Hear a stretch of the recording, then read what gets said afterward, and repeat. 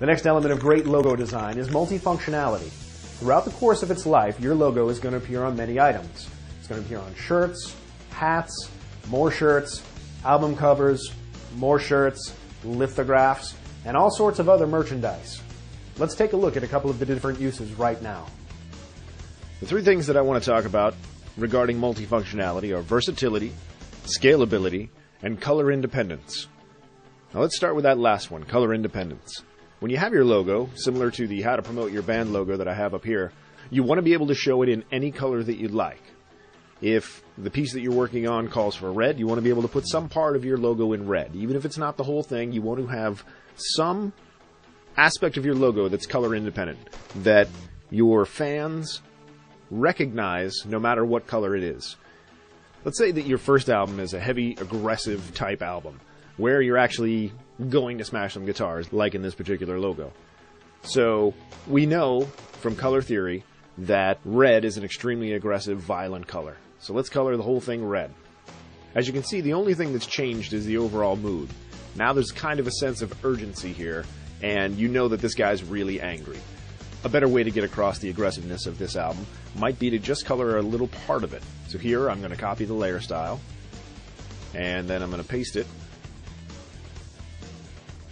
Shut the layer style off here. And here, you can see that we only have a couple of words. We've selectively colored this red, because that is what we want to focus on as being the aggressive part. We want to bring attention to the fact that this is the aggressive album. So when people see this on a shelf, they know that this is the aggressive one, whereas maybe if we had something in blue, that would be a little more introspective, a little more melodic, and you can see immediately now it's a little more soothing. Let's take a couple examples real quick of the color independence thing. My first example here is an album cover that's entirely done in black and white. In this particular album, keeping the logo black fits with the overall mood and theme.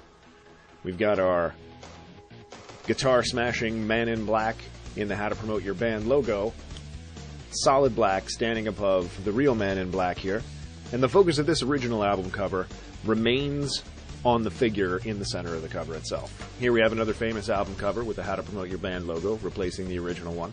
Here, as you can see, we've changed the color of the logo so that it stands out from the background. If we were to keep it in the original black, it wouldn't show up at all.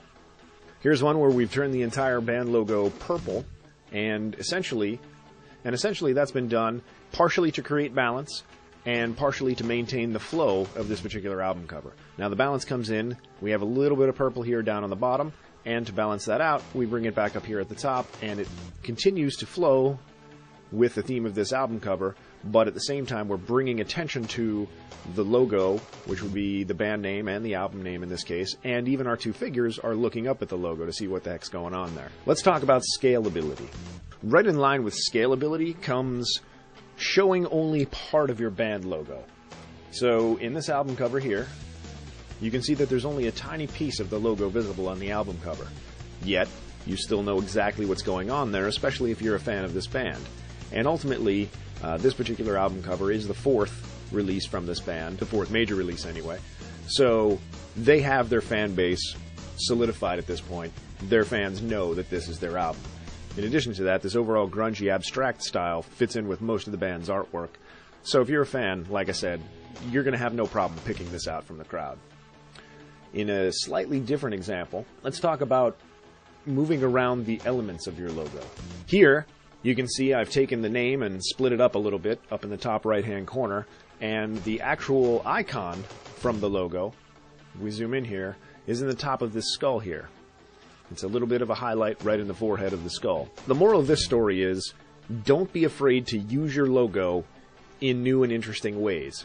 Now, don't go hiding your logo in the background here where nobody's ever going to see it, way in the back, because that defeats the purpose of having something recognizable. But feel free to do something like this here, where you've broken up the name and put the icon somewhere else, especially if the album is a concept album like this one is, and you have some specific artwork pertaining to the album, and you want to fit your band logo in with that style. Alright, so I'm just going to take a look at a couple more here in terms of versatility.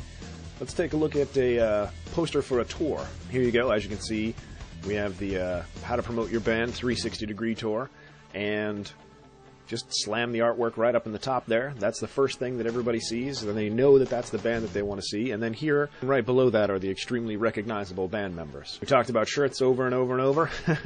Here's an example of a shirt. This one is from a famous German industrial band called How to Promote Your Band.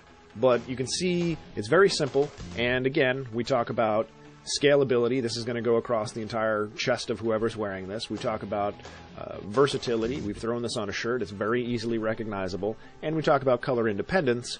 As you can see, the whole band logo here is white, and we've got a little bit of spot color red off to the side in those stripes. Another great thing to note here, and this was completely accidental, but every aspect of this shirt points to the band name and the album name. In this case, How to Promote Your Band would be where your band name and album name are, and these red stripes aim your attention directly at it. Even if you start from the left, your eye instantly follows the motion of the man smashing the guitar, and then these red lines bring it right back up through the band name. Again, good design. We're directing the eye exactly where we want it. Another great thing that a lot of bands do, which when you get to this size and you can actually afford it, they throw their band logo right up on stage with them. Either before they come out, they put it up there to get their fans kind of excited, or just before the fake encore-y kind of thing, where they come out 7 more times, or right at the end. They finish their entire set, throw their band logo up there at the end, and let all the audience members walk out while the band logo is up. So that's the last thing that people have in their minds when they walk out that night, and that's the image that'll stick in there. One last one I have here for you, and then we're going to move on. You never know how big your band is going to get, and maybe someday your band will have its own Xbox 360 game. So keep that in mind. That's all for now. Please remember to... Hey everyone, one quick note before you go. This video that you just watched is part of a larger course on how to promote your band. So if you liked what you saw, or if you're just ready for the next step, then click the link right here in the description, and that will take you to the course page overview where you'll see every lesson in the series, and you can pick and choose which ones you want to watch. Please remember to comment, rate, and subscribe below, and if you have any questions, send them to requests@mahalo.com. Thanks for watching.